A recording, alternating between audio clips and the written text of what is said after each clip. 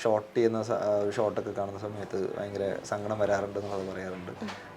ട്രിവാൻഡ്രത്തൊരു ചേച്ചി സിനിമ കൊണ്ട് ഇറങ്ങുന്നത് പുള്ളിക്കാരത്തി ഫുൾ കരഞ്ഞുകൊണ്ടായിരുന്നു. മലയാളി ആയിരുന്നിട്ടും നമ്മളെ കൊണ്ടൊരു മലയാളം പ്രോജക്റ്റിൽ വർക്ക് ചെയ്യാൻ പറ്റിയില്ല എന്നുള്ളൊരു മനസ്സിലൊരു വിഷമം ഇങ്ങനെ കിടക്കുന്നുണ്ടായിരുന്നു. ഭയങ്കര റിസ്ക്കായിട്ടും മെൻ്റലി ആൻഡ് ശാരീരികമായിട്ടും ഞാൻ ഒരുപാട് ഡൗൺ ആയിപ്പോയൊരു സീൻ എന്ന് പറയുന്നത് ആ ഒരു ഇടിവണ്ടി സീനായിരുന്നു. നമുക്ക് ആ ഷോട്ട് എടുക്കുന്ന സമയത്ത് ഡയറക്ടർ ചിലപ്പോൾ കമൻറ്റ് ചെയ്യും, ഇതിലൊരു 2-3 അടി ചിലപ്പോൾ ശരിക്കും കൊള്ളും, ഓക്കെ ആണോ എന്ന്. പക്ഷേ അന്ന് അവിടെ ശരിക്കും അനുഭവിച്ച ആൾക്കാർക്ക് വെള്ളം കൊടുക്കാനോ ഓക്കെ ആണോ എന്നൊന്നും ചോദിക്കാൻ ആരും ഉണ്ടായിരുന്നില്ല. അവർ ചിരിക്കുന്ന ചിരി എന്ന് പറയുന്നത് ഒരു ഭയങ്കര നിഷ്കളങ്കമാണ്. അത് ആ ചിരിയിലൊന്നുമില്ല, ഭയങ്കര പ്യുവറായിട്ടുള്ള ചിരിയാണ്. പക്ഷെ നമ്മളെ കൊണ്ട് അങ്ങനെ ചിരിക്കാൻ പറ്റുമെന്ന് അറിയില്ല. നമ്മൾ പലപ്പോഴും അഭിനയിച്ചുകൊണ്ടിരിക്കുന്നു, ജീവിതത്തിലും അഭിനയിക്കുന്നു, നമ്മൾ പോകുന്നിടത്തെല്ലാം അഭിനയിക്കുന്നു. എന്തിനു ചിരിക്കുന്നു എന്നുള്ളത് വരെ നമ്മൾ ആലോചിച്ചുകൊണ്ട് ചിരിക്കുന്ന പല സന്ദർഭങ്ങളും നമുക്ക് ഉണ്ടാകാറുണ്ട്. പക്ഷെ അവർക്ക് അങ്ങനെയല്ല, രണ്ടും ഇഷ്ടമാണ്. കൂടുതലും രാത്രികളിൽ ഞാൻ എക്സ്പ്ലോർ ചെയ്യാനും താല്പര്യപ്പെടുന്ന ഒരാളാണ്. So night.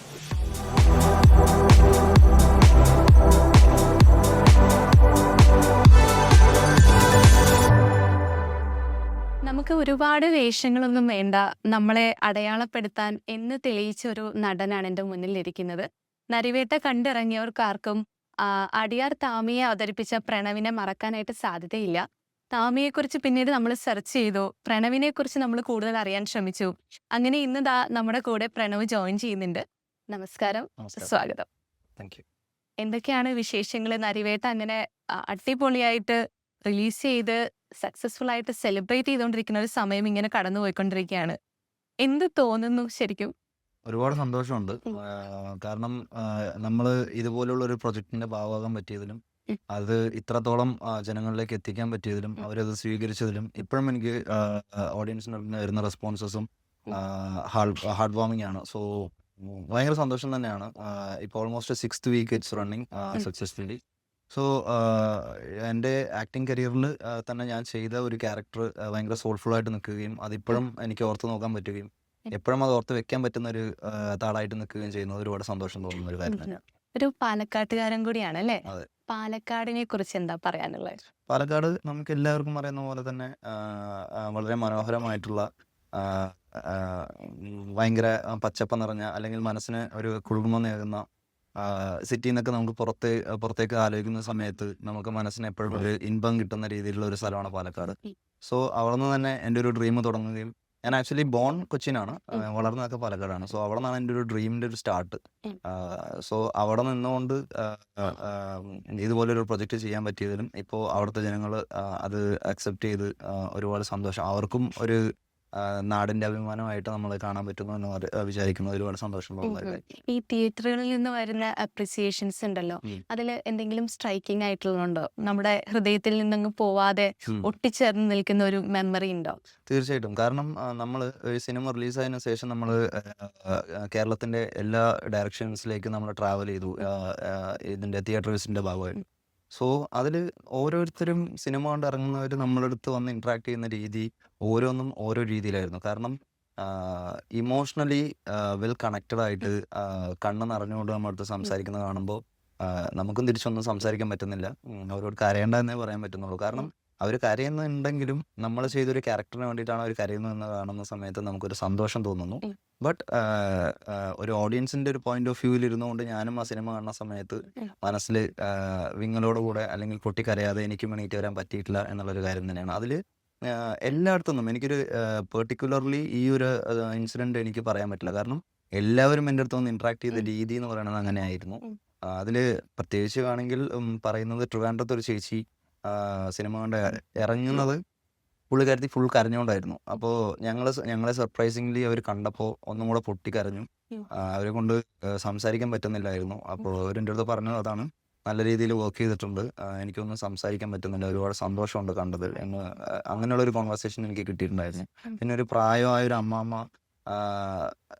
എൻ്റെ നെറ്റിയിൽ ചുംബിച്ചുകൊണ്ട് പറഞ്ഞു ഒരുപാട് നല്ലപോലെ ചെയ്തിട്ടുണ്ട് എന്നത്. അപ്പോൾ ഒരു പ്രായഭേദമില്ലാതെ ഈ ക്യാരക്ടറിൽ എല്ലായിടത്തേക്കും എത്തി എന്നുള്ളൊരു സന്തോഷം ഇപ്പോഴും മനസ്സിൽ നിൽക്കുന്ന ഒരു കാര്യം. പ്രണവിന്റെ ലൈഫിൽ ശരിക്കും മൂവി എന്നുള്ളത് ലൈഫായി മാറിയ ഒരു മൊമെന്റ് ഉണ്ടല്ലോ. നമുക്ക് ചിലപ്പോൾ ചെറുപ്പം തൊട്ടേ ചിലപ്പോൾ ചുമ്മാ ഒരു ആഗ്രഹം കയറും, എനിക്ക് സിനിമാ നടനാവണം എന്നുള്ള ഒരു കാര്യം ആർക്കും ആഗ്രഹിക്കാം. നമ്മൾ ഈ സിനിമകൾ കണ്ടു തന്നെയാണ് മനുഷ്യന്മാരിപ്പോൾ വളരുന്നത്. അപ്പോൾ അത് ലൈഫായി മാറിയ ഒരു മൊമെന്റ് ഉണ്ടോ? അതേതാണ്? ആക്ച്വലി ആക്ടിങ് എന്ന് പറയുന്നത് നമുക്ക് നമ്മളാരാ എന്നുള്ള തിരിച്ചറിവ് വന്ന ശേഷം നമ്മൾ എന്ത് ചെയ്യണം എന്നുള്ളൊരു ബോധത്തിലേക്ക് പോകുന്ന സമയത്താണ് ഞാൻ ആക്ച്വലി ഈ ആക്ടിങ്ങിൻ്റെ പ്രോസസ്സിനെ കുറിച്ച് ചിന്തിക്കുന്നത്. അതിനു മുമ്പ് നമ്മൾ സ്കൂൾ കാലഘട്ടങ്ങളിൽ പഠിക്കുന്ന സമയത്തും അല്ലെങ്കിൽ നമ്മുടെ ചെറുപ്പ സമയത്തും എനിക്ക് ചുറ്റുമുള്ളവരെ എൻ്റർടൈൻ ചെയ്യുക എന്നുള്ളത് എനിക്കൊരു ഹോബിയായിരുന്നു. അതായത് നമ്മൾ പറയുന്ന സമയത്ത് അവരെ കൊണ്ട് ചിരിക്കാൻ പറ്റുന്നു, അല്ലെങ്കിൽ നമ്മൾ അവരെ ചിരിപ്പിക്കാൻ പറ്റുന്ന ഒരു മൂഡിൽ നമ്മളെ കൊണ്ട് നിൽക്കാൻ പറ്റുന്നുള്ളൊരു കാര്യം എനിക്ക് അപ്പോഴും സ്ട്രൈക്കിംഗ് ആയ ഒരു കാര്യമായിരുന്നു. സോ അതിൽ നിന്നാണ് എനിക്ക് ഈ ഒരു പിൻ കിട്ടുന്നത്. അതായത് നമ്മളെ കൊണ്ട് ഇങ്ങനെ എൻ്റർടൈനിങ് ചെയ്യാൻ പറ്റുന്ന ഒരു പരിപാടി നടക്കാൻ പറ്റുന്നുള്ളത്.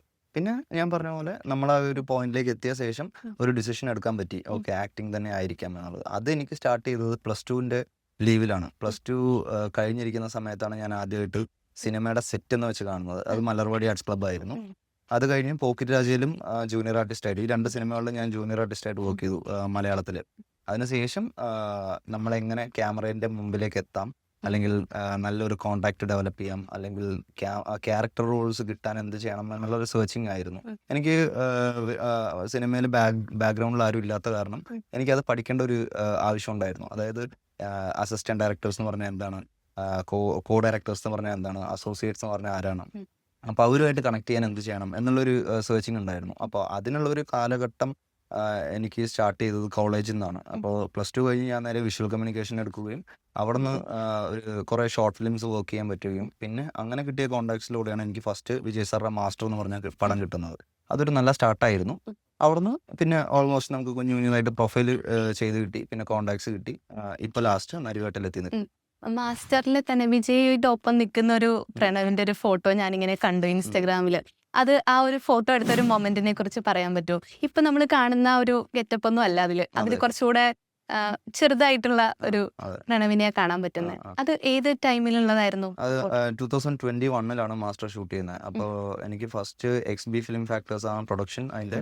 അപ്പോൾ അതിൽ നിന്ന് എനിക്ക് കോൾ വരുന്നത് ഇതുപോലെ ഒരു പ്രൊജക്റ്റാണ്, ലോകേഷ് സാറിൻ്റെ പ്രൊജക്റ്റാണ് എന്ന് പറയുന്നു. അതിൽ കോളേജിൽ സ്റ്റുഡൻ്റ് ആയിട്ട് സാറിൻ്റെ കൂടെ നിൽക്കുന്ന ഒരു മൂഡായിട്ടാണ് അത് പോകുക എന്ന് പറഞ്ഞപ്പോൾ തന്നെ ഒരുപാട് സന്തോഷം തോന്നി. കാരണം ഞാൻ 2014 കോളേജ് ബാച്ച് ഔട്ട് ആയത്.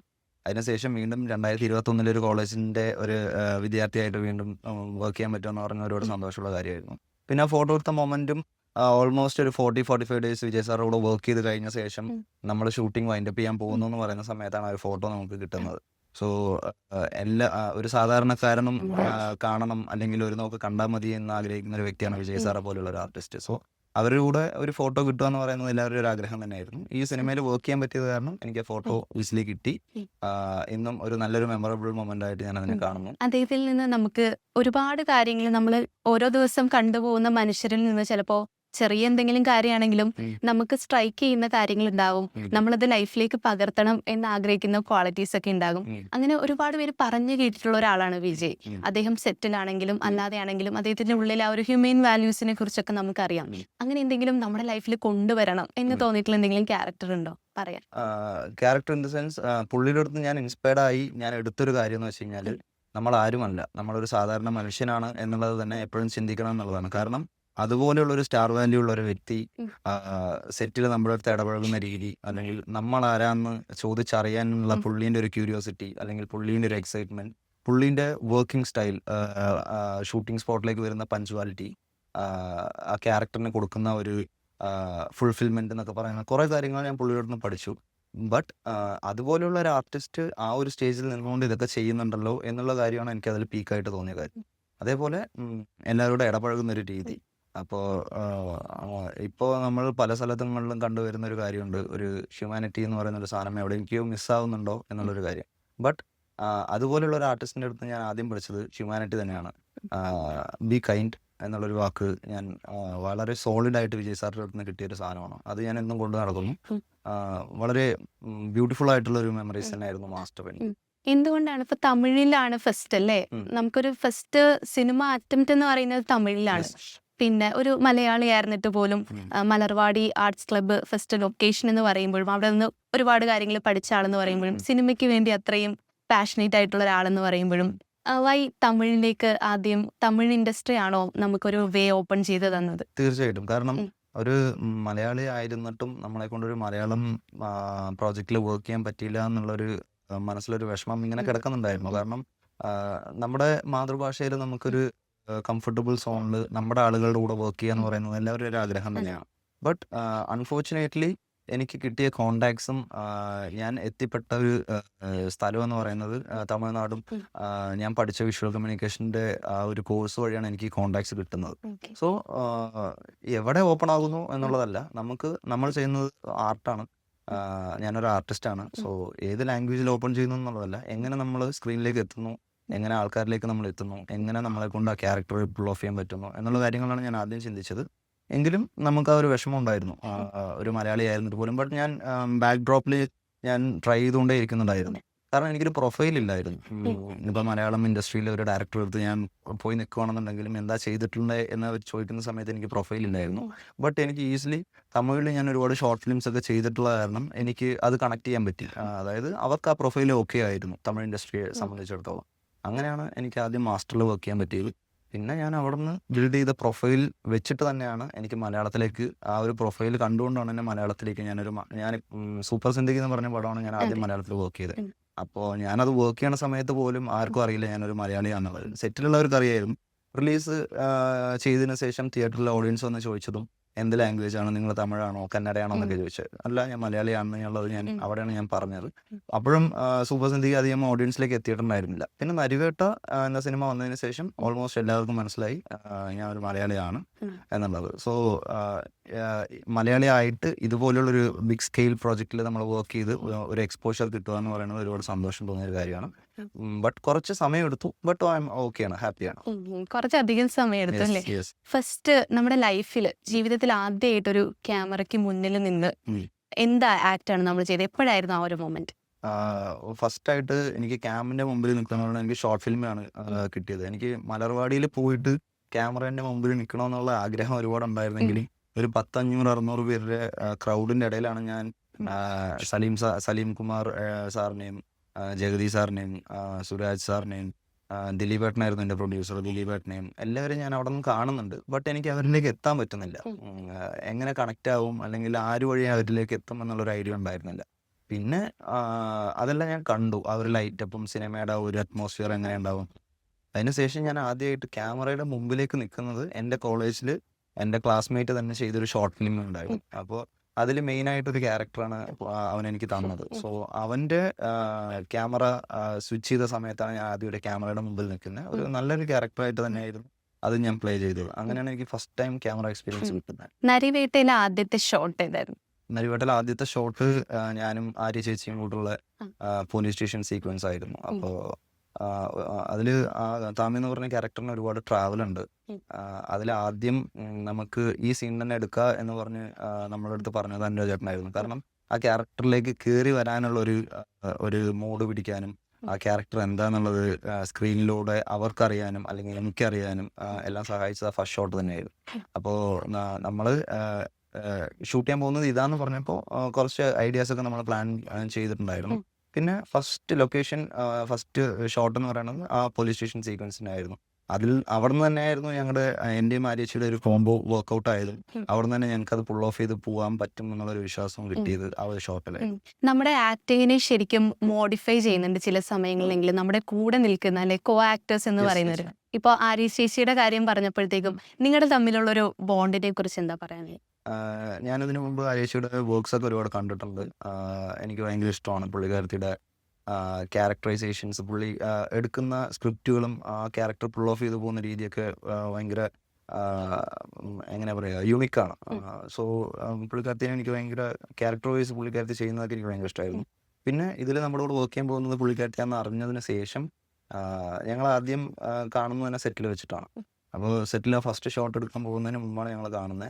എങ്ങനെ കണക്റ്റായി എന്നുള്ളത് എനിക്ക് ഇപ്പോഴും ഐഡിയ ഇല്ല. ബട്ട് എന്തോ ഒരുപാട് ദിവസം വർക്ക് ചെയ്ത പോലെ അല്ലെങ്കിൽ ഒരുപാട് ദിവസം ഞങ്ങൾ സംസാരിച്ച പോലുള്ളൊരു ഫീലിംഗ് അകത്തേക്ക് വരികയും ആ ഒരു താമിയും CK ശാന്തിയുമായിട്ടുള്ള ഒരു കണക്ഷൻ ഫസ്റ്റ് ഷോട്ടിൽ തന്നെ ഞങ്ങൾക്ക് കണ്ണുവഴി കണക്ട് ചെയ്തും പറ്റി എന്നുള്ളൊരു കാര്യമാണ് എനിക്കങ്ങനെ പേഴ്സണലി തോന്നി.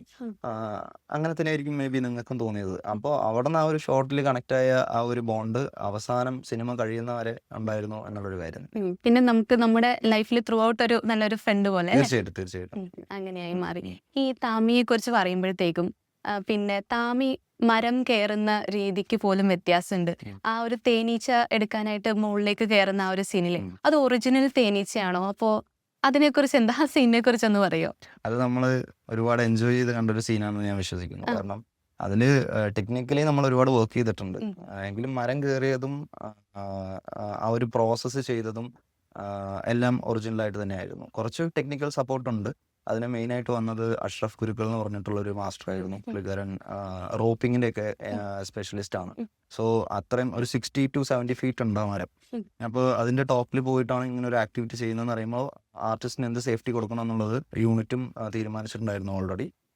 അങ്ങനെ അഷ്റഫ് ഗുരുക്കൾ എന്ന് പറഞ്ഞ മാസ്റ്ററിൻ്റെ ഒരു സപ്പോർട്ടോടുകൂടെ ഉം. അവരുടെ ടെക്നിക്കൽ ടീമിൻ്റെ ഒരു സപ്പോർട്ടോടുകൂടെ നമ്മൾ ആ മരം കയറുന്ന സീൻ ചെയ്തത്. ഉം. അതിലെല്ലാവർക്കും വലിയ പങ്കുണ്ട്. കാരണം ആർട്ട് ഡിപ്പാർട്ട്മെന്റ് ചെയ്തു വെച്ച ഒരു തേനീച്ച കൂടാണ്. അപ്പോൾ ഒരു റിയൽ തേനീച്ച കൂടല്ല, it's a worked one. But അത് എത്രത്തോളം ആ ക്യാരക്ടറിന് അല്ലെങ്കിൽ ഓഡിയൻസിലേക്ക് അത് റിയൽ ആയിട്ട് എത്തിക്കാൻ പറ്റും എന്നുള്ളൊരു സ്റ്റഫ് ഉണ്ടായിരുന്നു അതിൽ. അതായത് നമ്മൾ ആ തേനീച്ചക്കൂടിന്റെ കനം എന്താണോ അല്ലെങ്കിൽ തേനീച്ചക്കൂടിന്റെ തിക്നെസ് എന്താണോ അതെല്ലാം പ്രോപ്പർ ആയിരുന്നു അതിൽ. ഞാൻ വരെ മുകളിൽ പോയ ശേഷമാണ് ഞാൻ താഴ്ന്നു നോക്കുന്ന സമയത്ത് എനിക്ക് ശരിക്കും തേനീച്ചക്കൂടെന്ന് തോന്നി. മുകളിലെത്തി അടുത്തിരുന്ന് കാണുന്ന സമയത്താണ് ഇറ്റ്സ് ആൻ ആർട്ട് വർക്ക് എന്ന് എനിക്ക് മനസ്സിലായത്. സോ ആ ആർട്ട് വർക്ക് 100% ഫിൽ ചെയ്ത് വർക്ക് ചെയ്ത് വെച്ച ആ ഒരു ടെക്നീഷ്യനെ ഞാൻ അന്ന് മുകളിലിരുന്ന് ഞാൻ ഇന്നും ഓർക്കുന്നുണ്ടായിരുന്നു. അപ്പോൾ അതിലുള്ള കുറച്ച് ബ്യൂട്ടിഫുൾ ആയിട്ടുള്ള കാര്യങ്ങളൊക്കെ പറഞ്ഞു കഴിഞ്ഞാൽ അതിൻ്റെ ഒരു രസം പോകും. സോ അതിപ്പോഴും സ്ക്രീനിൽ കാണുന്ന സമയത്ത് എനിക്ക് ഇപ്പോഴും ഞാൻ മാജിക്കലായിട്ട് കാണുന്ന ഒരു ഷോട്ടാണ്. സോ അതിൽ ഒരുപാട് ബാക്ക് ഡ്രോപ്പിൽ ഒരുപാട് വർക്ക്സ് നടന്നിട്ടുണ്ട്.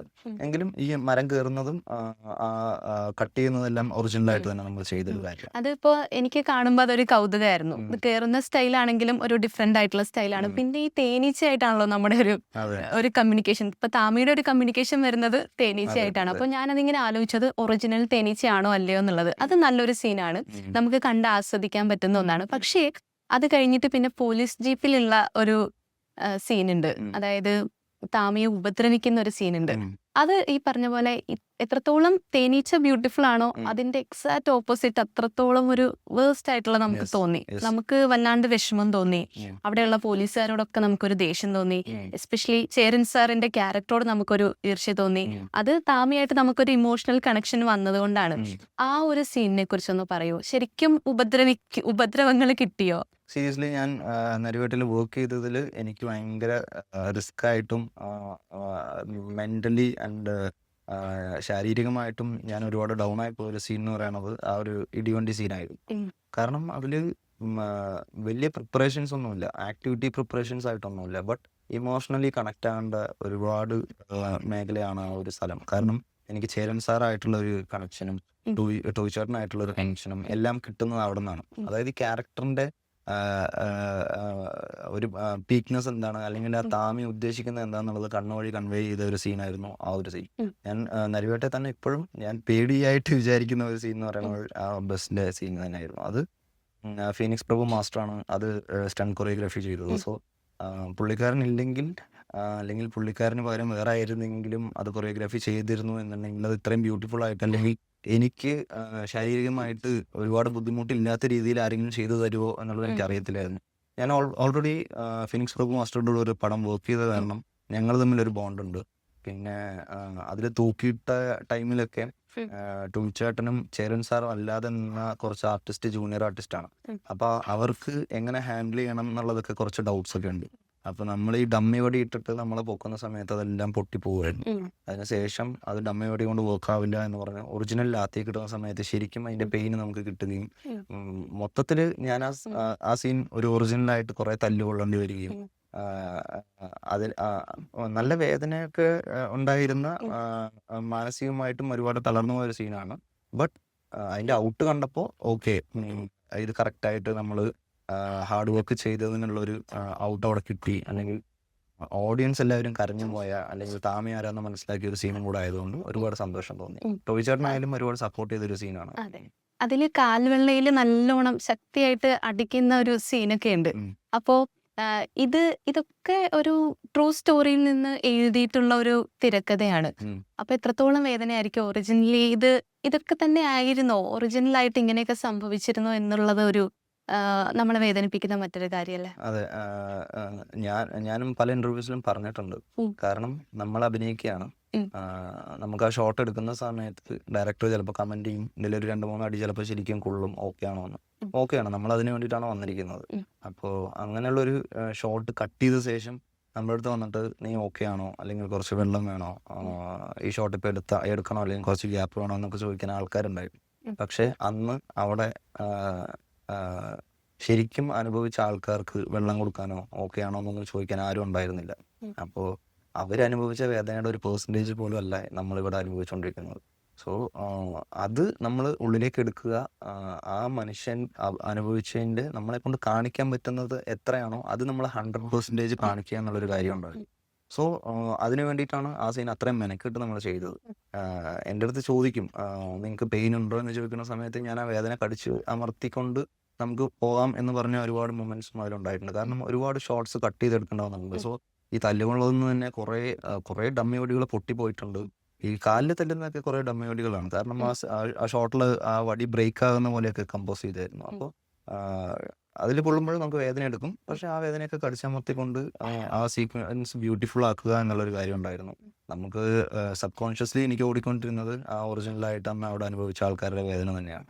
അപ്പോൾ അവരെ കുറിച്ച് ചിന്തിക്കുന്ന സമയത്ത് നമ്മളെ കൊള്ളുന്നതൊന്നും അല്ല എന്നുള്ളൊരു പോയിന്റാണ് അതിൽ പറയാനുള്ളത്. അതിൽ നിന്ന് ഒത്തിരി ഇപ്പോ ആ സംഭവം നടന്നതിന് ശേഷം ഇത്ര വർഷങ്ങൾ പിന്നിട്ടും ഇപ്പൊ നമ്മളൊക്കെ വളരെ ചെറിയൊരു സമയത്തായിരിക്കും ഈ ഒരു സംഭവം നടന്നിട്ടുണ്ടാവുക, മുത്തങ്ങ yes, സമരം yes. എന്നുള്ളത് നടന്നിട്ടുണ്ടാവുക.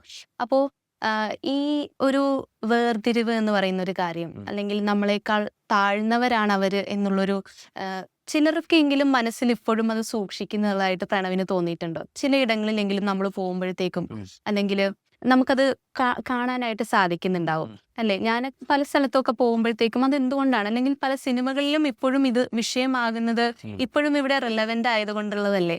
അതായത് എന്താ അതിനെ കുറിച്ച് പറയാനുള്ളത്? ഞാൻ പേഴ്സണലി ചിന്തിക്കുന്ന ഒരു കാര്യം അതാണ്. എന്തിനാണ് ഈ വേർതിരിവ് എന്നുള്ളതാണ്. നമ്മൾ എല്ലാവരും ഒരു കുഞ്ഞു ലോകത്ത് ജീവിക്കുന്ന വളരെ ചെറിയ മനുഷ്യരാണ്.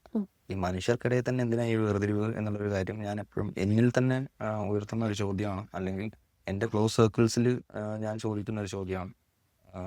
നമ്മൾ പലയിടത്തും ഇപ്പോഴും നിങ്ങൾ പറഞ്ഞ പോലെ ആ ഒരു വേർതിരിവ് കാണുന്നുണ്ട്. അത് എന്തിന് എന്നുള്ളൊരു ക്വസ്റ്റ്യൻ മാർക്ക് എനിക്ക് ഇപ്പോഴും ഉണ്ട്. സോ അങ്ങനെ കാണാതിരിക്കാൻ ശ്രമിക്കുക. നമ്മൾ അതിനു വേണ്ടിയിട്ടാണ് ഈ ആർട്ട് എന്നൊരു കലാരൂപം വെച്ച് നമ്മൾ പലരിലേക്കും ഇത് എത്തിക്കുന്നത്. കുറേ പേർക്ക് അറിയാത്ത കാര്യങ്ങളായിരുന്നു നമ്മൾ അറിയിച്ചു കൊടുത്തത് നരിവേട്ടയിലൂടെ. കുറേ പേര് മറന്ന കാര്യങ്ങളെ നമ്മൾ വീണ്ടും ഓർമ്മിപ്പിച്ചു കൊടുത്തു. നമ്മൾ തന്നെ മറന്ന കാര്യങ്ങളാണ്. ഞാനിപ്പോൾ നിങ്ങൾ പറഞ്ഞ പോലെ മുത്തങ്ങ സംഭവമൊക്കെ നടക്കുന്നത് എൻ്റെ സ്കൂൾ ടൈമിലാണ്. അപ്പോൾ അന്നുള്ള മീഡിയം വഴി നമ്മൾ ഈ ന്യൂസസ് ഒക്കെ നമ്മൾ കണ്ടിട്ടുണ്ട്. ബട്ട് ഡേ ടു ഡേ നമുക്ക് ഓരോ പ്രശ്നങ്ങൾ വരുന്ന കാരണം ഇത് ബാക്കായി പോകുമല്ലോ. ഓരോ ദിവസം ഓരോ ന്യൂസസ് വരുന്ന കാരണം ഇത് സബ് കോൺഷ്യസ്ലി ഇത് ബാക്കാകും. എങ്കിലും തലയ്ക്കുള്ളിൽ എവിടെയോ ഒരു ചോരക്കറയായിട്ട് അത് കിടക്കുന്നുണ്ടായിരുന്നു. പിന്നെ വീണ്ടും ഇങ്ങനെ ഒരു സബ്ജക്റ്റ് നമ്മൾ ചെയ്യാൻ പോകുന്നു എന്ന് അറിയുന്ന സമയത്ത് നമ്മളത് റീകോൾ ചെയ്യുകയും അതിനെക്കുറിച്ച് റിസർച്ച് ചെയ്യുമ്പോഴാണ് അറിയുന്നത് അത് എത്ര വേദനയായിരുന്നു അന്ന് നടന്ന സംഭവം എന്നുള്ളത്. കാരണം നമ്മുടെ ആ ഒരു കാലഘട്ടത്തിലോ ആ ഒരു പ്രായത്തിലോ നമുക്ക് ഈ വേദനയുടെ ആഴം എന്താണെന്നുള്ളത് മനസ്സിലാക്കാൻ പറ്റിയിരുന്നില്ല. ബട്ട് ഇപ്പോൾ അതിനെക്കുറിച്ച് ചിന്തിക്കുന്ന സമയത്ത് ഒരുപാട് വേദനയോട് കൂടിയും ഒരുപാട് വിങ്ങുന്ന ഓർമ്മകളായിട്ടാണ് എനിക്ക് മുത്തങ്ങ എപ്പോഴും ആലോചിച്ച് നോക്കുന്നത്. മുത്തങ്ങ മാത്രമല്ല, ഇതുപോലെ ഒരുപാട് സ്ഥലങ്ങളിൽ നടന്നിട്ടുണ്ട്, ഇപ്പോഴും നടന്നുകൊണ്ടിരിക്കുന്നുണ്ട്. ചില കാര്യങ്ങൾ ജനങ്ങളിലേക്ക് എത്തുന്നില്ല. അങ്ങനെയുള്ള ഒരുപാട് കാര്യങ്ങൾ നടക്കുന്നുണ്ട്. സോ നമ്മളെ കൊണ്ട് പറ്റുന്ന വിധം അല്ലെങ്കിൽ പരമാവധി ഇങ്ങനെയുള്ള ഇൻസിഡൻസ് ഒഴിവാക്കാൻ നോക്കുക. മനുഷ്യരെ മനുഷ്യരായിട്ട് തന്നെ കാണാൻ നോക്കുക.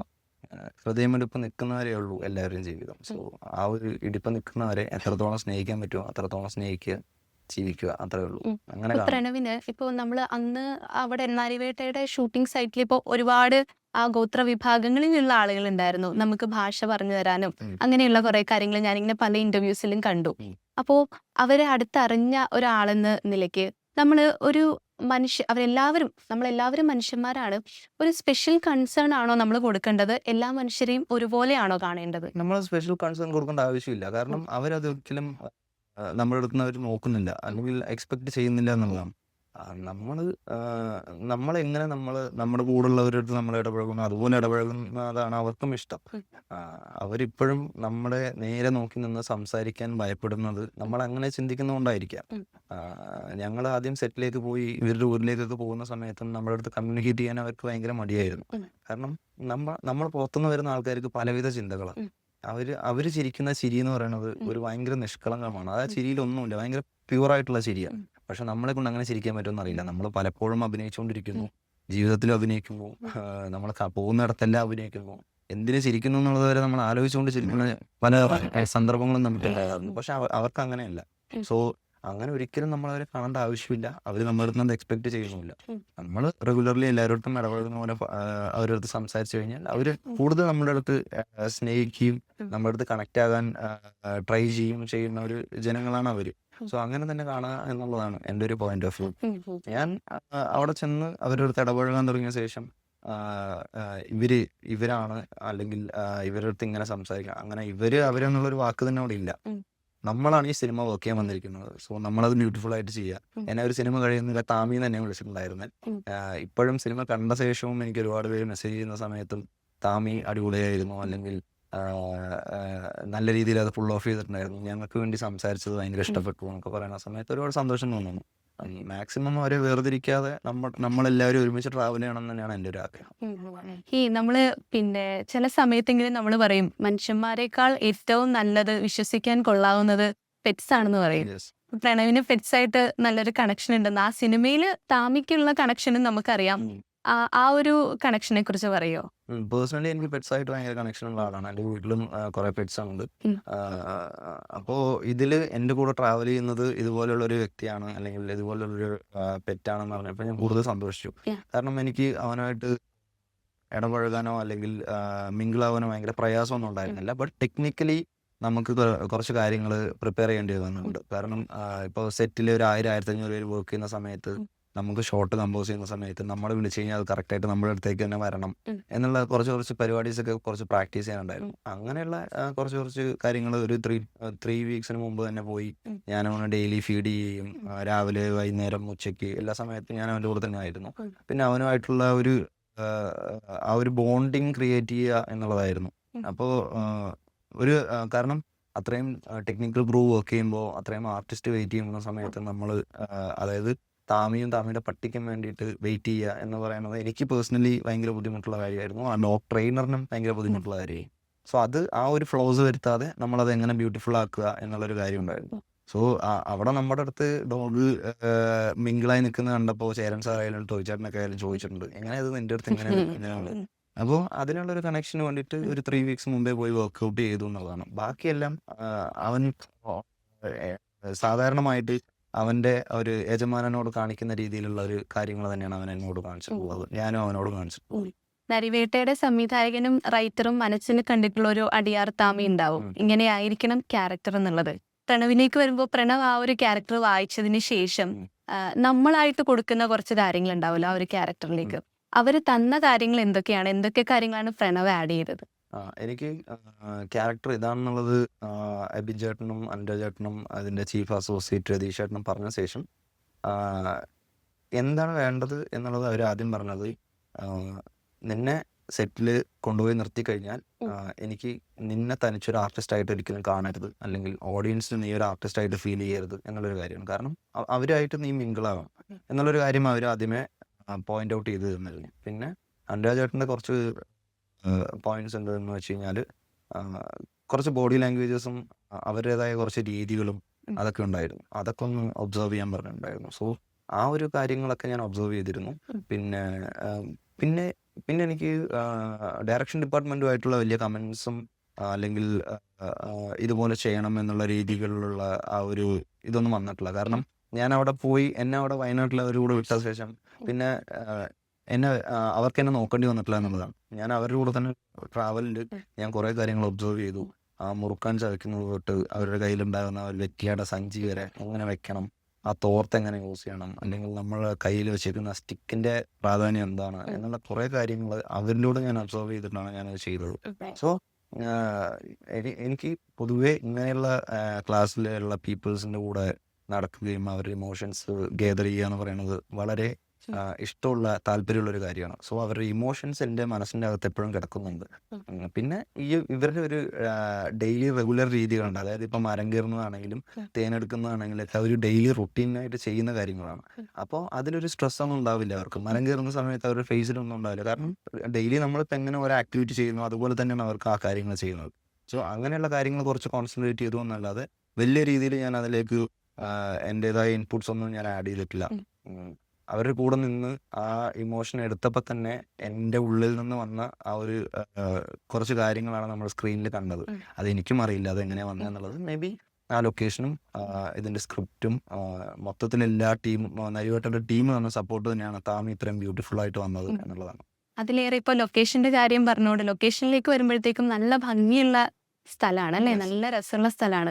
അൺലെസ് ആ എല്ലാവരെയും ആ ഒരു പിന്നെ ഒരു വലിയ കുഴിയെടുക്കുന്ന ഒരു കാര്യമുണ്ട്. ഇനിയിപ്പോൾ OTT ഒക്കെ ഇറങ്ങാനുള്ളതുകൊണ്ട് സ്പോയിലർ ആവുന്നതുകൊണ്ട് പറയുന്നില്ല. അത് ഒഴിച്ചു കഴിഞ്ഞാൽ നമുക്ക് കാണാൻ നല്ല ഭംഗിയുള്ള സ്ഥലം. ടൈറ്റിൽസ് വരുന്നത് നരിവേട്ടയുടെ ടൈറ്റിൽ കാർഡ് വരുന്നത് പിന്നെ ഒരു പാട്ടിലൂടെയാണ്. അതും ഒരു താമിയുടെ ഒരു ജേണിയാണ് കാണിക്കുന്നത്. ഇത് എവിടെയായിരുന്നു ലൊക്കേഷൻ, എവിടെയായിരുന്നു? കാർഡായിട്ട് നരിവേട്ട കൊണ്ടുണ്ടായ ഒരു ബന്ധമാണോ അതോ പ്രണവിന് മുന്നേ ഒരു ഫോറസ്റ്റ് ലവർ ആണോ? ഞാൻ ഫോറസ്റ്റ് ലവർ ആണ്. ഞാൻ ഒരു ഫോറസ്റ്റ് ലവർ ആയതുകൊണ്ടാണ് നരിവേട്ട എന്നുള്ള ടൈറ്റിൽ മോഷൻ പോസ്റ്റർ ഇറങ്ങിയ സമയത്ത് എനിക്കിത് ഷെയർ ചെയ്യാനായിട്ട് ഉള്ളൊരു തോട്ട് മനസ്സിൽ വരികയും ഞാൻ ഈ ഒരു മോഷൻ പോസ്റ്റർ ഷെയർ ചെയ്യുകയും അതിൻ്റെ ഡയറക്ടർ അനുരാജേട്ടനെ ടാഗ് ചെയ്തു, അതിൻ്റെ കാസ്റ്റിംഗ് ഡയറക്ടർ വിവേക് അനുരുദ്ധനെ ടാഗ് ചെയ്തു. അപ്പോൾ ഇത് ഓൾറെഡി ഷൂട്ട് കഴിഞ്ഞൊരു സിനിമയാണ്. ഇതുപോലെയുള്ള ഒരു പ്രൊജക്റ്റ് വരുന്ന സമയത്ത് മേ ബി എനിക്ക് ആ ഫോറസ്റ്റിനോടുള്ള ഒരു ലവ് കാരണമായിരിക്കാം ഞാനത് ഷെയർ ചെയ്തത്. അത് ഷെയർ ചെയ്തിട്ട് മേ ബി അത് ഷൂട്ട് കഴിഞ്ഞതല്ലേ, ഇവര് ഈ ഡയറക്ടറുടെ അടുത്ത പടത്തിൽ വർക്ക് ചെയ്യാനായിട്ട് ഒരു ഓപ്പർച്യൂണിറ്റി ഉണ്ടായിക്കോട്ടെ, അല്ലെങ്കിൽ അവരെൻ്റെ പ്രൊഫൈൽ കണ്ടോട്ടെ എന്നുള്ള രീതിയിലാണ് ഞാൻ ഷെയർ ചെയ്തത്. ഗോഡ്സ് ഗ്രേസ് അവർ സെർച്ച് ചെയ്തുകൊണ്ടിരുന്ന ഒരു സമയമായിരുന്നു താമിയെ. ഞാൻ ഷെയർ ചെയ്ത 5-ാമത്തെ മിനിറ്റിലാണ് എനിക്ക് കോൾ വരുന്നത്, നിങ്ങൾ ആരാണ്, എന്താ ചെയ്യുന്നത്, ഞങ്ങൾ ഇതുപോലെ ഒരു ക്യാരക്ടർ സെർച്ച് ചെയ്യുന്നുണ്ടെന്നുള്ളത്. സോ ഇപ്പോഴും ഞാനത് മാജിക്കലായിട്ട് തന്നെയാണ്, എനിക്ക് വിശ്വസിക്കാൻ പറ്റാത്തൊരു കാര്യം തന്നെയാണ്. പിന്നെ നരിവേട്ടയെ സംബന്ധിച്ചിടത്തോളം മുത്തങ്ങ എന്ന് പറയുന്നത് തന്നെ വളരെ ബ്യൂട്ടിഫുൾ ആയിട്ടുള്ളൊരു സ്ഥലമാണ്. പണ്ടത്തെ ഓർമ്മകൾ എടുത്ത് നോക്കുന്ന സമയത്ത് നമുക്ക് ഈ ചോരക്കറകളെല്ലാം നടക്കുന്നതിന് മുമ്പ് അവരുടെ ഒരു ജീവിത രീതിയും വയനാടിനെ നമ്മൾ കാണുകയാണെന്നുണ്ടെങ്കിലും നമുക്ക് എല്ലാവർക്കും, മലയാളികൾക്ക് എല്ലാവർക്കും അറിയാം വയനാട് ഭയങ്കര ബ്യൂട്ടിഫുൾ ആയിട്ടുള്ള സ്ഥലമാണ്. അപ്പോൾ ആ ഒരു ബ്യൂട്ടിഫുൾ അല്ലെങ്കിൽ ആ ജനങ്ങൾ തന്നെയാണ് ആ സ്ഥലത്തിൻ്റെ ഭംഗി എന്ന് പറയുന്നത്. അപ്പോൾ അതെത്രത്തോളം നമ്മൾ ജെന്യുവിനായിട്ട് ആൾക്കാരിലേക്ക് എത്തിക്കാൻ പറ്റുമോ, അല്ലെങ്കിൽ അവരുടെ മനസ്സിൽ അത് കൊണ്ടുപോകാൻ പറ്റുമോ എന്നുള്ള രീതിയിൽ തന്നെയാണ് അത് ഷൂട്ട് ചെയ്തത്. അതിന് DOP വിജയ് പുള്ളിക്കാരനൊരു പ്രധാന പങ്ക് വഹിച്ചിട്ടുണ്ട്. കാരണം വയനാടായിട്ട് തന്നെ നമ്മുടെ ഉള്ളിലേക്ക് കൊണ്ടുവരാൻ സിനിമാറ്റോഗ്രാഫർ തന്നെയാണ് സഹായിച്ചത്. പിന്നെ അവിടെയുള്ള ജനങ്ങളും ഇതിൻ്റെ ടെക്നിക്കൽ ക്രൂവും പിന്നെ ഈ കഥ പറയുന്ന ആ ഒരു പ്ലോട്ടും എല്ലാം ചേർന്ന് തന്നെയാണ് നരിവേട്ട ഇത്രയും ബ്യൂട്ടിഫുൾ ആയത്. നമുക്ക് വയനാടിൽ നമുക്ക് അത്രയും ഭംഗിയായിട്ട് കാണാൻ പറ്റിയത്. കാർഡ് എന്ന് പറഞ്ഞിട്ടൊരു പിന്നെ ഒരു പോസ്റ്റ് ഇങ്ങനെ കണ്ടു. അത് പണ്ടെപ്പോഴോ വർഷങ്ങൾക്ക് മുന്നേ എപ്പോഴോ എടുത്തൊരു സംഭവമാണ്. അപ്പോ എനിക്ക് ഒന്ന് സ്ട്രൈക്ക് ചെയ്തു. കാർഡുമായിട്ടപ്പോ എന്തോ ഒരു കാര്യമല്ലേ അന്നേ ചിലപ്പോ വരാനിരുന്നിട്ടുണ്ടാവും. അങ്ങനെയുള്ള വിശ്വാസങ്ങളുണ്ടോ? ഒരു ഇൻറ്റ്യൂഷൻ അങ്ങനെ? അൺഫോർച്ചുനേറ്റ്ലി ഇതില് ഒരു ട്രൈബായിട്ട് ഞാൻ ചെയ്തത് കോളേജിൽ ഞാൻ ജോയിൻ ചെയ്യുന്നത് 2012 2012 ഞാൻ വിഷ്വൽ കമ്മ്യൂണിക്കേഷൻ ജോയിൻ ചെയ്തിട്ട് ഞാനൊരു ആർട്ടിസ്റ്റ് ആണ് എന്നുള്ളത് ഞാൻ ആ കോളേജിലേക്ക് പ്രൂവ് ചെയ്യാൻ കിട്ടിയ ആദ്യത്തെ ചാൻസ് എന്ന് പറയുന്നത് ഒരു കാട്ടുവാസിയുടെ വേഷം ഇട്ടിട്ട് നമുക്ക് കോളേജിലൊരു ഡിപ്പാർട്ട്മെന്റ് ഫംഗ്ഷൻ, എൻ്റെ നെയിം ബിംബം എന്ന് പറഞ്ഞിട്ടൊരു ഫംഗ്ഷൻ ഉണ്ടായിരുന്നു. അപ്പോൾ അതിൽ ഞാൻ അഭിനയിക്കും എന്നുള്ളത് എൻ്റെ ഡിപ്പാർട്ട്മെന്റിലുള്ള എല്ലാവർക്കും അറിഞ്ഞുകൊണ്ടും എൻ്റെ സീനിയേഴ്സ് എല്ലാവർക്കും അറിഞ്ഞുകൊണ്ടും എനിക്കൊരു കാട്ടുവാസിയുടെ വേഷമാണ് തന്നത്. അതായത് ശരിക്കും പണ്ടുണ്ടായിരുന്ന ഒരു കാട്ടുവാസി, പുലിത്തോലെല്ലാം ധരിച്ച് ഇലയെല്ലാം കെട്ടിയിട്ടുള്ള ഒരു ട്രൈബിൻ്റെ ഒരു ഗെറ്റപ്പ് ഇട്ടിട്ട് ഞങ്ങളൊരു ഫോട്ടോഷൂട്ട് ചെയ്തു. ഞാൻ ആ കോളേജ് മൊത്തം ഞാൻ ആ ട്രൈബിൻ്റെ വേഷൂട്ട് ഞാൻ ഓടി നടന്നിട്ടുണ്ട്. എല്ലാ ഡിപ്പാർട്ട്മെന്റിലേക്കും കയറി എല്ലാവരെയും പേടിപ്പിക്കുക, അവരുടെ ഭാഷയിൽ സംസാരിച്ച്, അതായത് ഈ ഡിപ്പാർട്ട്മെന്റ് ഫംഗ്ഷൻ ഇൻവൈറ്റ് ചെയ്യാനുള്ളൊരു ഇൻവിറ്റേഷൻ ആയിട്ടാണ് ഞാൻ ആ ഒരു പ്ലേ ചെയ്തത്. സോ അപ്പം ഞാനത് ചെയ്യുന്ന സമയത്ത് എനിക്കറിയില്ല, എനിക്ക് അവസാനം വന്ന് നരിവേട്ടയിൽ ചെയ്യാൻ പോകുന്നത് ഇതുപോലുള്ള ക്യാരക്ടറാണ്.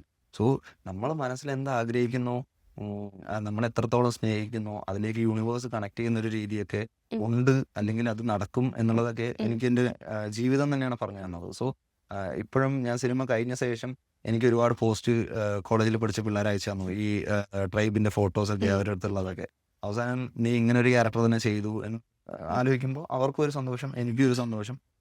സോ ആ കാർഡ് എന്ന് പറയുന്നത് ഞാൻ പറഞ്ഞില്ലേ, നിങ്ങൾ കണ്ട പോലെ ഫോട്ടോഷൂട്ട്സ് ഞാൻ ഒരുപാട് ചെയ്തിട്ടുണ്ട്. എനിക്ക് മാക്സിമം ഇൻഡോറും ഫാഷൻ ഫോട്ടോഗ്രാഫി ഒക്കെ ചെയ്യുന്നതിനേക്കാളും എനിക്കിഷ്ടം ഇതുപോലെ കാട്ടിലേക്ക് ഇറങ്ങി അങ്ങനെയുള്ള ക്യാരക്ടേഴ്സ് ചെയ്യുക എന്നുള്ളതാണ്. സോ അങ്ങനെ കണക്ട് ചെയ്ത് വന്നത് എങ്ങനെയോ മേ ബി നരിവേട്ടയിൽ ഇതുപോലൊരു ക്യാരക്ടർ ചെയ്യാൻ പറ്റി. ടാമിക്ക് ശേഷം പുതിയ എന്തെങ്കിലും ഓഫേഴ്സ് വന്നിട്ടുണ്ടോ? ഏതെങ്കിലും പുതിയ സിനിമ? തമിഴ് പറഞ്ഞാൽ ഞാൻ നരിവേട്ട കഴിഞ്ഞതിന് ശേഷം ഞാൻ കമ്മിറ്റ് ചെയ്തിരുന്നു. അതിലൊരു ഷെഡ്യൂൾ കഴിഞ്ഞു, ഇനി ഒരു ഷെഡ്യൂൾ നടക്കാൻ പോകുന്നു. മലയാളത്തിലേക്ക് ടോക്സ് വരുന്നേ ഉള്ളൂ. ഒഫീഷ്യലി വന്ന സമയത്ത് നമുക്ക് ഫോഗേഷിന്റെ സിനിമയില് അഭിനയിച്ചു. പിന്നെ നമ്മള് വിക്രം എന്ന സിനിമയില് ലിയോയിൽ അല്ലേ? ലിയോയിൽ ചെയ്തിട്ടില്ല, വിക്രം മാസ്റ്റർ രണ്ടാണ് ലോകേഷ് സാറിന്റെ പടം. എന്താണ് അദ്ദേഹത്തെ കുറിച്ച് പറയാനുള്ളത്? ലോകേഷ് കനകരാജ് ഒരു അദ്ദേഹത്തിന്റെ LCU എന്ന് പറഞ്ഞ യൂണിവേഴ്സ് നമ്മൾ പറയുന്ന പോലെ വേറൊരു യൂണിവേഴ്സ് ആണോ ശരിക്കും? അവരുടെ ഫിലിം മേക്കിങ്ങും അവരുടെ ഒരു ഫിലിമിനോടുള്ള കമ്മിറ്റ്മെന്റും നമ്മൾ വെച്ച് നോക്കുന്ന സമയത്ത് അതൊരു യൂണിവേഴ്സാണ്. ഭയങ്കര ബ്യൂട്ടിഫുൾ ആയിട്ടുള്ള യൂണിവേഴ്സാണ്. ലോകേഷ് സാറിനെ പേഴ്സണലി നമ്മൾ പരിചയപ്പെടുന്ന സമയത്താണെങ്കിലും വിജയ് സാർ എങ്ങനെയാണോ അതുപോലെ തന്നെയാണ് പുള്ളി. ഭയങ്കര കൈൻഡ്ഫുൾ ആയിട്ടുള്ള ഒരു പേഴ്സണാണ്, ഡൗൺ ടു എർത്ത് ആണ്. പുള്ളി വന്ന ഒരു സാഹചര്യം അല്ലെങ്കിൽ നമുക്കറിയാം നമ്മൾ ആരാന്നുള്ളത് എന്നുള്ളൊരു പോയിന്റ് നമ്മൾ മനസ്സിൽ വെച്ചാൽ തന്നെ നമുക്ക് അങ്ങനെ ചിന്തിക്കാൻ പറ്റും എന്നുള്ളതാണ്. സോ പുള്ളി ഇത്രയും വലിയ വലിയ പടങ്ങൾ ചെയ്താലും ഇപ്പോഴും ഞാൻ ആദ്യമായിട്ട് ലോകേഷ് സാറിനെ എങ്ങനെ കണ്ടോ അതേപോലെ തന്നെയാണ് എൻ്റെ അടുത്ത് ഇപ്പോഴും പുള്ളി ഇന്ററാക്ട് ചെയ്യുന്നത്. പുള്ളിയുടെ സർക്കിളിൽ പുള്ളി ഇന്ററാക്ട് ചെയ്യുന്നത് അങ്ങനെ തന്നെയാണ്. അല്ലെങ്കിൽ പുറത്തുനിന്ന് ഒരാളെ ആദ്യമായിട്ട് എക്സൈറ്റ്മെന്റിൽ ലോകേഷ് സാറിനെ കാണാൻ പോകുന്ന സമയത്ത് പുള്ളി അവിടെ തിരിച്ചു കൊടുക്കുന്ന റെസ്പെക്റ്റും അതുപോലെ തന്നെയാണ്. സോ അതുപോലെയുള്ള ഡയറക്ടേഴ്സിൻ്റെ അടുത്ത് നമ്മൾ വർക്ക് ചെയ്ത് വന്നു എന്ന് പറയുന്നത് തന്നെ നമുക്ക് ഇപ്പോഴും എന്നും ഓർമ്മിച്ച് വെക്കാൻ പറ്റിയ ഒരു കാര്യം. So he's always beautiful. എൻ്റെ ഗുരുസ്ഥാനത്ത് കാണുന്ന ഒരു മനുഷ്യനാണ്. നരിവേട്ടയെക്കുറിച്ചും ഞങ്ങൾ ഇതിൻ്റെ പ്രൊമോഷൻ്റെ ഭാഗമായിട്ട് ചെന്നൈ പോയ സമയത്ത് ഞങ്ങൾ കണ്ടിരുന്നു. നരിവേട്ടയെക്കുറിച്ച് അന്വേഷിച്ചിരുന്നു. പുള്ളി ഇപ്പോൾ കൂലിൻ്റെ ഷെഡ്യൂൾ മറ്റേ ഡബ്ബിങ്ങും പോസ്റ്റ് വർക്കും ഒക്കെ ആയത് കാരണം പുള്ളിക്ക് കാണാൻ പറ്റിയിട്ടില്ല. എന്തായാലും കണ്ടിട്ട് വിളിക്കാന്ന് പറഞ്ഞിട്ടുണ്ട്. അങ്ങനെയാണ് കാര്യങ്ങൾ. എന്തായാലും എല്ലാവിധ ആശംസകളും അറിയിക്കുകയാണ്. ഇനി നമ്മൾ അടുത്തൊരു സെഗ്മെന്റിലേക്ക് പോവാണ്. അതായത് കുറച്ചുകൂടെ ഒരു പേഴ്സണൽ ആയിട്ടുള്ള ഒരു സെഗ്മെന്റ് ആണ്. ഒരു പേഴ്സണൽ ഫേവറേറ്റ് ആക്ട്രസ് ഉണ്ടോ? ആക്ട്രസ് പേഴ്സണൽ, അതായത് എനിക്ക് എപ്പോഴും ഒരാളെ തന്നെ പിൻ ചെയ്ത് പോവുക എന്നുള്ളത് ഒരു കാര്യമല്ല. കാരണം നമ്മൾ എല്ലായിടത്തും നമുക്ക് ഒരുപാട് കാര്യങ്ങൾ കിട്ടാനുണ്ട്. അതായത് എൻ്റെ ഇൻഡസ്ട്രിയിൽ മാത്രമല്ല, ഇപ്പോൾ നിങ്ങൾ എൻ്റെ അടുത്ത് ഇൻട്രാക്ട് ചെയ്യുന്നെങ്കിലും നിങ്ങളുടെ അടുത്ത് ഞാൻ എടുത്തിട്ട് പോകാൻ ഒരുപാട് ക്വാളിറ്റീസ് ഉണ്ടാവും. അപ്പോൾ എല്ലാവരും നമ്മൾ അതുപോലെ കാണുന്നത്. സോ നല്ലപോലെ വർക്ക് ചെയ്യുന്ന അല്ലെങ്കിൽ കൈൻഡ്ഫുൾ ആയിട്ടുള്ള അവരുടെ ഒരു പേഴ്സണൽ ക്യാരക്ടറായിട്ട് നമ്മൾ നോക്കുന്ന സമയത്തും എത്രത്തോളം സ്മൂത്ത് ആണോ അതുപോലെ തന്നെയാണ് എൻ്റെ മനസ്സിലേക്ക് ഒരു കയറുക. സോ അങ്ങനെ പേഴ്സണലി ഇല്ല, എല്ലാ നല്ല ആർട്ടിസ്റ്റും നല്ല മനുഷ്യരെയും എനിക്ക് ഇഷ്ടമാണ്. ഡിപ്ലോമാറ്റിക് ആയിട്ടുള്ള ഒരു മറുപടി. അങ്ങനെയല്ല, സത്യാവസ്ഥ ഞാൻ പറഞ്ഞല്ലോ, ഡിപ്ലോമാറ്റിക് ആയിട്ട് ചിന്തിച്ചല്ല. എൻ്റെ ഒരു പേഴ്സണലി ഞാൻ അങ്ങനെയാണ്. അല്ല, അതാണ് നമ്മുടെ ഈ ഒരു സെഗ്മെന്റ്. നമുക്ക് എന്താണോ തോന്നുന്നത് അത് പറയാന്നുള്ളതാണ്. രാത്രിയാണോ ഇഷ്ടം, പകലാണോ ഇഷ്ടം? ഒരു നൈറ്റ് ലവർ ആണോ അതോ? ഇതും അതുപോലെ തന്നെയാണ്. രണ്ടിനും രണ്ട് ബ്യൂട്ടിയാണ്. നമ്മളിപ്പോ മോർണിംഗ് സൺറൈസിലിരിക്കാൻ നമുക്കൊരു താല്പര്യം ഉണ്ടാവും, അതിൽ കിട്ടുന്ന ഒരു ഫ്രഷ്നെസ് ഉണ്ട്. രാത്രിയുടെ സൈലന്റിൽ കിട്ടുന്ന ഒരു സമാധാനമുണ്ട്. അതുകൊണ്ട് രണ്ടും ഇഷ്ടമാണ്. കൂടുതലും രാത്രികൾ ഞാൻ എക്സ്പ്ലോർ ചെയ്യാനും താല്പര്യപ്പെടുന്ന ഒരാളാണ്. So night. ഇപ്പൊ ഇവിടെ രണ്ട് പിന്നെ ഗ്ലാസ് ഉണ്ട്. ഒന്നില് ചായ, ഒന്നില് കാപ്പി ആണെങ്കിൽ ടീ ആണോ കോഫി ആണോ? ചായ. അതില് മാറ്റമൊന്നുമില്ല. കാരണം എനിക്ക് ചായ ഭയങ്കര ഇഷ്ടമുള്ള ഒരാളാണ്. കോഫിനേക്കാളും ഞാൻ കൂടുതൽ പ്രിഫർ ചെയ്യുന്നത് ചായ തന്നെയാണ്. ചായ കുടിക്കാൻ പോവാറുണ്ടോ? പിന്നെ എന്തൊരു ചോദ്യമല്ലേ. ചായ ഞാൻ കോയമ്പത്തൂർ പഠിക്കുന്ന സമയത്ത് ഞങ്ങൾ ചായ കുടിക്കാൻ ഊട്ടിക്ക് പോകുന്ന ടീംസാണ്. എല്ലാവരും അങ്ങനത്തെ വൈബുള്ള പിള്ളേരായിരിക്കും. സോ അതുപോലെ ഒരുപാട് മല കയറി ചായ കുടിച്ച കഥകളുണ്ട്. ഈ നമ്മള് ബിരിയാണിയെ കുറിച്ച് പറയില്ലേ, ഇപ്പൊ വിനീത് ശ്രീനിവാസൻ പറഞ്ഞിട്ടുണ്ട്, ഈ ബിരിയാണി എന്ന് പറഞ്ഞാൽ അതൊരു ബിരിയാണി മാത്രമായിരിക്കണം, അല്ലാതെ അതിനകത്ത് ആവശ്യമില്ലാതെ ഈ കിസ്മിസ് ഇടുക, അണ്ടിപ്പരിപ്പ് കൂടുതൽ ഇടുക, മസാല കൂടുതൽ ഇടുക, അതിന് പൈനാപ്പിൾ ഇട്ട് നശിപ്പിക്കുക, ഇങ്ങനെ ഒരു ഡയലോഗ് പറയുന്നുണ്ട്. അതുപോലെ ഈ ചായയുടെ കാര്യം പറയുമ്പോൾ ചിലർക്ക് അതില് തേയില മാത്രം മതി, പക്ഷെ ചിലർ പറയും അതിൽ ലേശം ഒരു ഇഞ്ചി പൊടിച്ചിടുക അല്ലെങ്കിൽ ഒരു ഏലക്ക കൂടി ഇട്ട് കഴിഞ്ഞാൽ നൈസായിരിക്കും. പ്രണവിന് എന്താണ്, ഒരു ചായ അഡിക്റ്റ് എന്ന നിലയിൽ ചോദിക്കുകയാണ്, ചായ അങ്ങനെ തന്നെയാണോ അതോ എന്തെങ്കിലും അഡീഷൻസ് ഉണ്ടോ? എനിക്ക് അഡീഷണൽ ഇട്ട് കുടിക്കേണ്ട ഒരു സാഹചര്യം നമുക്ക് വരികയാണെന്നുണ്ടെങ്കിൽ ഇപ്പം മേ ബി ഒരു കോഫാണെന്നുണ്ടെങ്കിൽ അതിൽ ഇച്ചിരി ഇഞ്ചി ഇടുക എന്നുള്ളൊരു കോൺസെപ്റ്റ് ആണല്ലോ. അല്ലാതെ ഞാൻ റെഗുലർലി ഇരിക്കുന്ന സമയത്ത് എനിക്ക് ഇച്ചിരി ചായ, ഇച്ചിരി പഞ്ചസാര, ഇച്ചിരി തേയില, ഓക്കെ. നല്ല രീതിക്കുള്ള പാൽ അതൊക്കെ ഒഴിച്ച് കുടിക്കുന്നതന്നെയാണ് എനിക്കിഷ്ടം. അതാണ് ഇഷ്ടം. പിന്നെ തിയേറ്റേഴ്സിലേക്ക് വരുമ്പോഴത്തേക്കും സിനിമകൾ കാണുന്ന ആളാണ്. എന്തായാലും നമ്മൾ കണ്ടിരിക്കണം എന്നുണ്ടല്ലോ. ഉം. അപ്പോ ഈ തിയേറ്ററുകളിൽ പണ്ടൊക്കെ ക്രൈയിങ് റൂംസ് ഉണ്ടായിരുന്നു. ഇങ്ങനെ സോറി. ക്രൈയിങ് റൂംസ്, നമുക്ക് കരച്ചില് ഓക്കെ, ഓക്കെ. വരുമ്പോഴത്തേക്കും കരയാൻ വേണ്ടിയിട്ടുള്ള ഒരു സ്ഥലം. ഓക്കെ. നമുക്ക് മാത്രമല്ല ബേബീസിന് വേണ്ടിയിട്ടാണത്. കാരണം ബാക്കിയുള്ളവർക്കൊരു ശല്യമാവരുതല്ലോ. നമ്മളൊരു നെയ്സിന്റെ കവർ പൊട്ടിച്ചാൽ പോലും അടുത്തിരിക്കുന്ന അത്രയും സിനിഫൈൽ ആയിട്ടുള്ള ഒരാളാണെന്നുണ്ടെങ്കിൽ ആൾക്കൊരു ഡിസ്റ്റർബൻസ് ആവരുതെന്ന് പറഞ്ഞിട്ട് പണ്ടൊക്കെ ഉണ്ടായിരുന്നു എന്ന് ഇങ്ങനെ കേട്ടിട്ടുണ്ട്. ഓക്കെ. അപ്പോൾ ഒരു സിനിഫൈല് തന്നെയാണ് പ്രണവ്. അപ്പോൾ പ്രണവിന് എന്താണ് ആഗ്രഹം? ഒരു ക്രൈയിങ് റൂംസ് നമ്മുടെ തിയേറ്റേഴ്സിന് വേണോ? പിന്നെ ഒരു കാര്യം കൂടെ അഡീഷൻ ചോദിക്കുകയാണ്. ഇപ്പോൾ ടോവിനോ കഴിഞ്ഞൊരു ദിവസം നിങ്ങളുടെ സക്സസ് സെലിബ്രേഷൻ ഉണ്ടായിരുന്നില്ലേ? അതിൽ പറഞ്ഞൊരു കാര്യമുണ്ട്. പിന്നെ നമ്മൾ കരഞ്ഞ് പെട്ടെന്ന് ലൈറ്റ് ഓൺ ചെയ്യുമ്പോഴത്തേക്കും നമ്മുടെ കരച്ചിലാരും കാണാതിരിക്കാൻ വേണ്ടിയിട്ട് നമ്മളിങ്ങനെ അടച്ചു പിടിക്കേണ്ട ഒരു അവസ്ഥയുണ്ട്. അപ്പോൾ കുറച്ച് സമയം തിയേറ്റേഴ്സ് കരയാൻ അനുവദിക്കണം എന്നുള്ളത്. എന്താ അതേക്കുറിച്ച് പറയാനുള്ളത്? അല്ല, ടോയ് ചേട്ടൻ പറഞ്ഞത് ഒരു കോമഡി ആയിട്ട് പറഞ്ഞതാണ് പുള്ളി. പക്ഷെ നമ്മൾ സിനിമ കാണുന്ന സമയത്ത് നമ്മൾ നമ്മളെ മറന്നാണല്ലോ സിനിമ കാണുക. അപ്പോൾ ഇപ്പൊ ചിരിക്കുന്ന സമയത്താണെങ്കിലും നമ്മൾ ആ സമയത്ത് നമ്മൾ അടക്കി പിടിച്ചിരിക്കുമ്പോൾ ഒരാവശ്യമില്ല. അപ്പോൾ നല്ലൊരു സിനിമ കാണുന്ന സമയത്ത് എല്ലാവരും പൊട്ടിച്ചിരിക്കുന്നത് നമ്മൾ കാണാറുണ്ട്. അതുപോലെ തന്നെയാണ് നമ്മുടെ കരച്ചിൽ എന്നുള്ളതും. അതും നമ്മുടെ ബോഡി, ഹ്യൂമൻ ബോഡിയിലുള്ള ഒരു ഇമോഷന്റെ ഭാഗമാണ്. സോ കരയുന്നതിൽ നമുക്ക് നാണക്കേടേണ്ട ആവശ്യമൊന്നുമില്ല. പക്ഷേ സിനിമ കഴിയുന്ന സമയത്ത് ഇങ്ങനെ കണ്ണിലേക്ക് ഒഴുകി വന്നിരിക്കുന്നത് നമുക്ക് ശരിക്കും സീക്വൻസ് കഴിഞ്ഞ ശേഷമായിരിക്കും നമുക്കത് ഓർമ്മ വരിക. ഇവിടെ വെറ്റാണല്ലോ നമ്മൾ. അപ്പോൾ ആ സമയത്ത് നമ്മളൊന്ന് തുടച്ചു കളയും എന്നുള്ളതിനേക്കാളും അതുപോലെയുള്ള റൂംസും അങ്ങനെയൊന്നും വേണമെന്ന് ഞാൻ ആവശ്യപ്പെടുന്നില്ല. തിയേറ്റർ എന്ന് പറയുന്ന ഒരു റൂം തന്നെ എല്ലാ ഇമോഷൻസും എക്സ്പ്ലോർ ചെയ്യാനുള്ള ഒരു സ്ഥലമാണ്. ആ ഒരു ഡാർക്ക്നെസ്സിലിരുന്ന് നമ്മളൊരു സിനിമ കാണുന്ന സമയത്ത് നമുക്ക് വരുന്ന ഇമോഷൻസ് എല്ലാം നമ്മളവിടെ പൊട്ടിത്തീർക്കുന്നു. നമുക്ക് ഓരോ ക്യാരക്ടേഴ്സിനോടുള്ള ദേഷ്യം വരുന്നു. ഇപ്പൊ ഞാൻ കുറെ എൻ്റെ ഫ്രണ്ട്സ് ഉണ്ട്, അല്ലെങ്കിൽ ഞാൻ തന്നെ കുറെ കണ്ടിട്ടുണ്ട്. നല്ലൊരു ചിരി വരുന്ന സമയത്ത് നമ്മുടെ ശരീരത്തെ വേദനിപ്പിക്കാതെ നമ്മുടെ അടുത്തുള്ളവരെയൊക്കെ നമ്മളെ തല്ലിക്കൊണ്ട് ചിരിക്കുന്ന സാഹചര്യങ്ങളും ഉണ്ടായിട്ടുണ്ട്. സോ അവിടെ എക്സ്പ്ലോർ ചെയ്യാനുള്ള ഒരു സ്പേസ് ആണ് തിയേറ്റർ എന്ന് പറയുന്നത്. സോ അവിടെ എനിക്ക് കരച്ചിലിനായിട്ടുള്ള റൂം വേണം അങ്ങനെയൊന്നുമില്ല.